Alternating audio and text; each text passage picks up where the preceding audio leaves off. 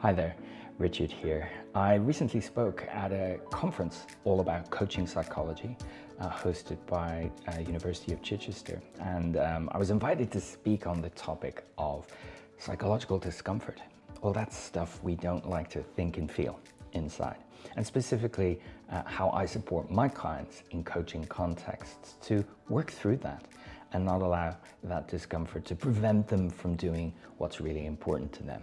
It was a live event and it wasn't recorded. So in this video, what I want to do is walk through some of the main concepts that I covered and give you an opportunity to see the same content. And of course, if you've got follow-up questions, you can drop them in the space below. If you're finding these videos interesting or useful, I'd love to hear about it. You can either like the video in question, subscribe to the channel so you don't miss any future content, or indeed drop a question or comment into the space below. I absolutely love to hear from viewers. So what did I cover in my presentation? So here's the introductory slide. I talked a little bit about bringing ACT to life. Now, ACT stands for Acceptance and Commitment Theory, or Acceptance and Commitment Therapy, depending on the context in which you're using it. And when we practice the skills of ACT, it enables us to experience what we call psychological flexibility. And this skill set enables us to navigate challenges, difficulties, upsets, do more of the stuff that really matters to us, and not keep trying to avoid difficulties, difficult situations, uncomfortable situations, or what I've been talking about, psychological discomfort, the thoughts and feelings, which themselves can slow us down from taking action or indeed prevent us completely if we really buy into them. So, first of all, how does ACT get brought to life in coaching context? Next, I explored psychological discomfort as a thing. How does it show up? Psychological discomfort feels like quite a technical phrase, but I want to use some examples, some real-world examples to illustrate how it shows up and how it can have a real impact on us. And one of those, it's almost an umbrella term for this, is our tendency to try and avoid either the thoughts and feelings or the situations we believe will lead to those thoughts and feelings. And avoidance in the short term feels great. We miss out on the discomfort. But as I expanded on, the avoidance habit means that we miss out more and more opportunities to grow, to learn, even just sometimes to do what's really necessary and required of us in life.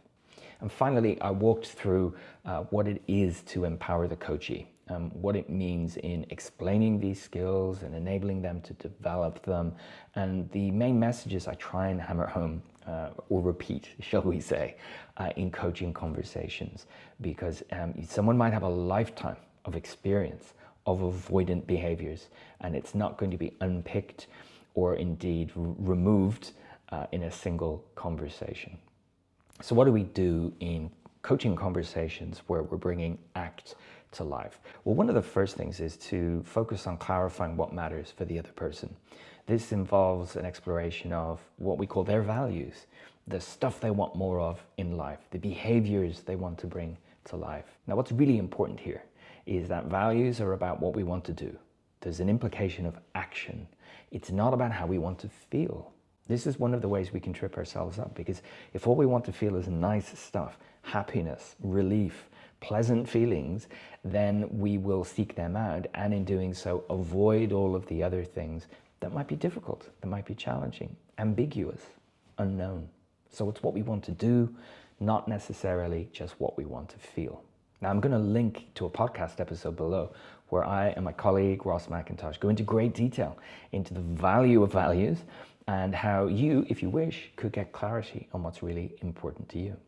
Another thing that I spend some time on with my clients is helping them focus on the present moment, the moment they're actually in. Our mind is great in enabling us to go time traveling, to the future, to plan, and to the past to learn from our experience. It's part of what makes us human. However, we can unintentionally travel to a scary future or a disappointing past. And we can place great emphasis on the feelings that that mental experience conjures up in the now. And so actually focusing on the now means we're doing less of the mental time travel. We're able to look at the context we're actually in and decide what we're going to do based on where we're actually living and not where our imagination might be taking us. A big part of this journey is about ending the struggle with those thoughts and feelings. Our tendency, unless we know otherwise, can be to try and minimize these feelings, push them away, remove them completely, and none of these things work effectively, and not for long anyway, because while we're struggling with our thoughts and feelings, we're not able to be really present and to do what's important to us. We're not able to listen to our spouse or pay attention to our colleague or really focus on the document in front of us. So ending that struggle frees up energy so we can do more of the stuff that matters. A major element of this work is the acceptance of discomfort. Not, seeking out a tough and miserable existence, absolutely not. But noting that discomfort is part of doing meaningful things. It's part of doing important things. Sometimes discomfort is part of doing the necessary. When we talk of examples in workshops, people often reference, and I know I do, bureaucracy, form filling, tax returns. These are necessary things. They don't spark joy. And yet if we kept avoiding them because they're boring, well, we'd soon find ourselves experiencing additional life hassles. Another element of bringing ACT to life is an exploration of the self-concept. This is a little bit philosophical, but the way we can explain it is this is the set of stories we're telling ourselves about ourselves. So are we buying into the things we're saying about ourselves? Some of that stuff is factual. Some of it is aspirational. I might want to be that way. And some of it's kind of out of date. Some of it's what we've been told about us in the past, and maybe we've absorbed that as a life lesson, but it's no longer relevant to us. And we might see ourselves in very inflexible ways, buying into aspects of our identity in a way that doesn't necessarily help us. And finally, we're really focused on taking action. That's implied in the clarifying our values, but taking committed action, it means doing what matters even though it might be a little bit tough. Maybe success isn't guaranteed. Maybe it's something that we didn't really want to do, but we realize we have to do. Whatever the circumstance, once we know, we can intentionally do it. Not automatically do it, intentionally do it. Doing it because it matters, not because it's easy, not because it's fun. Now, these are the 6 skills that make up this ACT framework, and it can take a while to learn them. And so that's why we'll cover them in different ways in different coaching sessions, or indeed in training situations. So let's talk a little about psychological discomfort. I describe it as all the thoughts and feelings we don't necessarily want to feel, but I don't have a finite list of these because it's also a very subjective experience. What I might find uncomfortable, you might find thrilling. And what you might find exciting is something I would want to avoid at all costs. So the first thing is, not everyone finds the same things uncomfortable. And yet if you ask people around you, you will hear similar things. There are some things that many people find uncomfortable, like standing up in front of an audience, making a presentation. And there are some things that the way that the discomfort comes to life, we would really, really rather avoid. But if we express it that flexibly, I'd rather not, but I know I have to, we don't have a problem. But when we're emphasizing the need to avoid it, or even the risk of being exposed to it, then we're limiting our options, and we're engaging in what's called avoidance. So what are some of the ways that this can show up inside of us? Well, we might place great emphasis on avoiding failure or being wrong around the people in our lives. And so place great emphasis on avoiding situations where we'll be tested, assessed, or need to provide concrete answers maybe. We might have a lot of discomfort around new and novel situations because we can't be sure how it's going to plan out. And so we might try and avoid situations where we don't have control, or we think we don't know exactly how it's going to pan out. No one likes being embarrassed. But when we really see this as something to be avoided at all costs, it's going to limit our options. We might not speak up, we might not share our opinion, we might not ask for help. So again, limiting our options. Now, what have all these got in common so far? These are temporary states. They're not fun, they're not enjoyable, but they're not forever, they're not painful, they're just uncomfortable. So you can see we're placing great weight on something that's only going to be around for maybe a few moments versus all the opportunities that moving in the opposite direction can give us. One of the reasons that people procrastinate is around the boredom associated with certain tasks, or just viewing them as not fun, Now, if we only sought out fun, exciting, interesting tasks in life, we'd soon get into trouble, because so much of what is necessary just to keep going is not exactly fun. And threats to who we think we are can show up in a way that's really unhelpful. And we might find ourselves rigidly sticking to self-imposed rules about ourselves in a way that, again, limits our options, prevents us from learning, and keeps us from situations where we might develop through adversity. Now, I shared this quote from Steve Hayes' book, A Liberated Mind, which is a great deep dive into ACT. Experiential avoidance is the process by which we run from or attempt to control our personal experiences. These are the things going on inside of us, the thoughts, feelings, sensations, and the external events that give rise to them. So we're trying to control something inside of us like we could control the air conditioning or the light switch. And because we can do those things outside of us, sometimes we start to believe we can do it inside of us as well. And we can't, not for very long, and not without great effort. And so we're turning inside rather than seeing what's outside of us. Maybe a little bit more pithy, a little bit more blunt, is Russ Harris's perspective on this, that when your primary motivation is the avoidance of unpleasant thoughts and feelings, this drains the joy and vitality from what you are doing. If you're continually looking out for threats to your happiness, that's exhausting, right? If you're continually estimating whether something is going to be easy or uncomfortable or difficult, that's exhausting. And it really does, as he says, take away the joy and vitality from our lives. So my fundamental point is avoidance is, in the moment, welcome. It allows us to step away from a difficult situation and we get relief.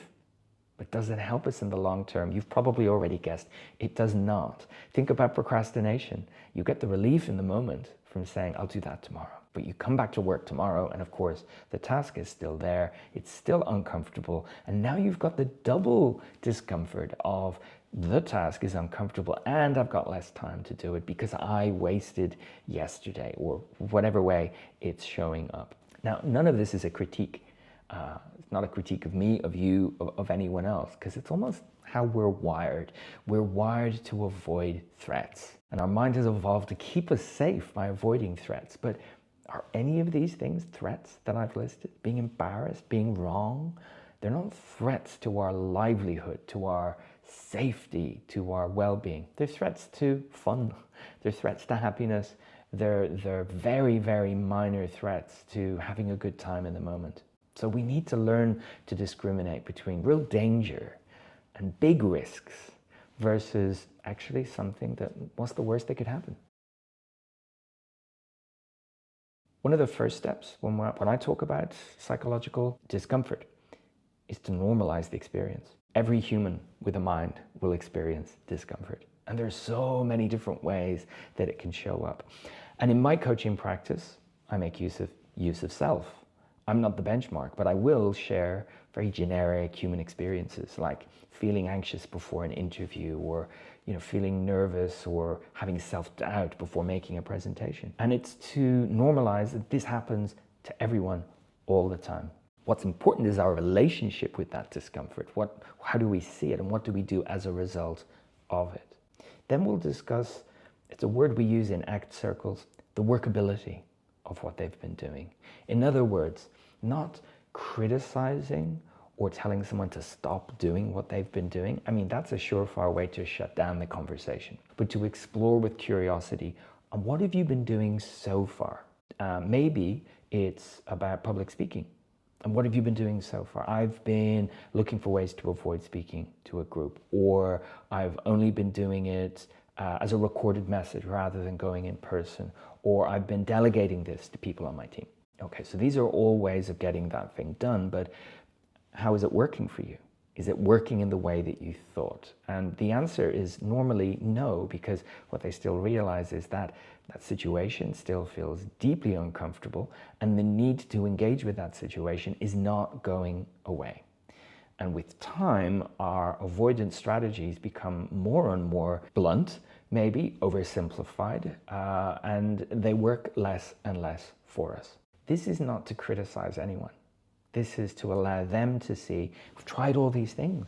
Good job, you've been trying and you've not been getting the results you've been hoping for. So why don't we explore a different way of looking at this entire challenge? And so we start by doing something that maybe lots of people don't want to do, which is to actually explore the discomfort. One of the counterintuitive things about our psychological discomfort is that it can show up so noisily inside of us that we move away from it as soon as we can, and therefore we don't get to experience it to the fullest. What does that mean? Boredom. That's uncomfortable. So what do we do when we notice we're feeling a bit bored? We busy ourselves up, we distract ourselves, we reach for our mobile phone. So we don't often get the opportunity to sit with boredom and to see it for what it is.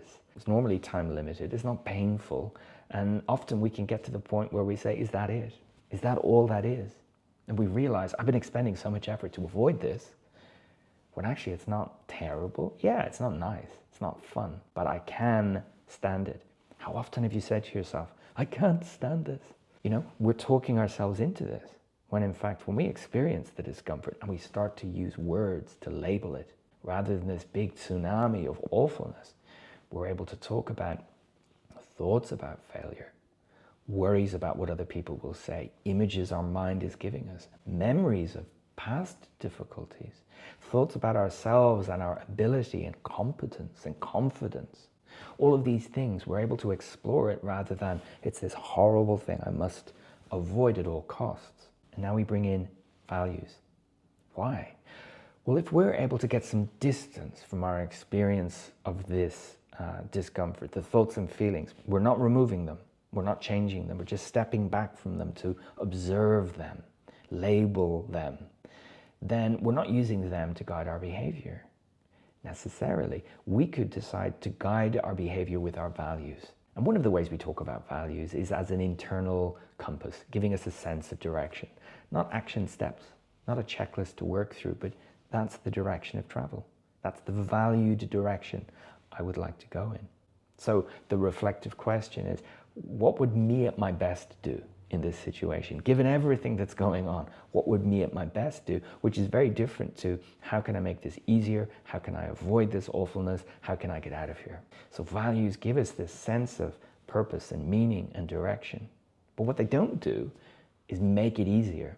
So putting values into action doesn't make things fun, but it does allow us to connect with meaning and purpose, and it gives us a sense of satisfaction once we've done it, in comparison with avoidance, which merely gives us temporary relief. And so instead of pass fail, good, bad, right, wrong, these binary evaluations we often bring to situations, we can explore our options instead in terms of the direction of travel.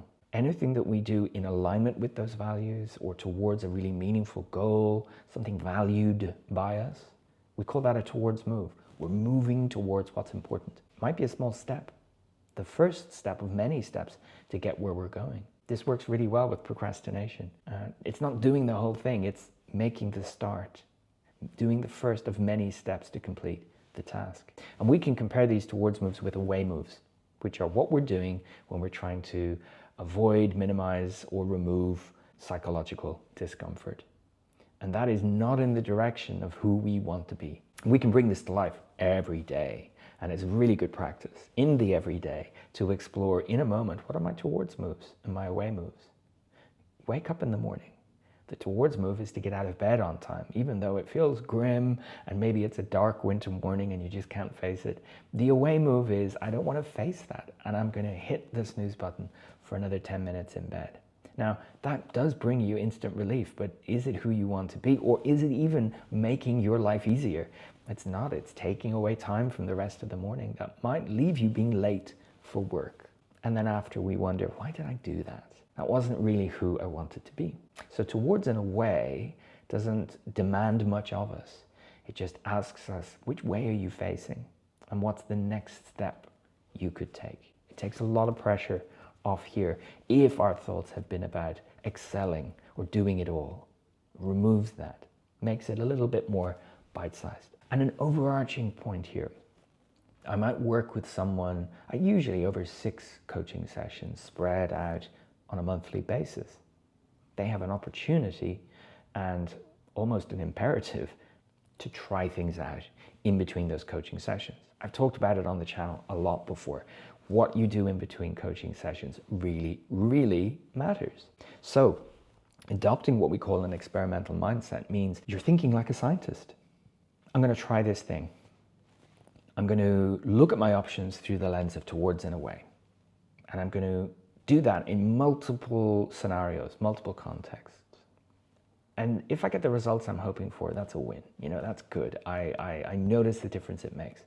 But if I'm finding it difficult or it's not working in certain situations for me, that's also a win, because this is data.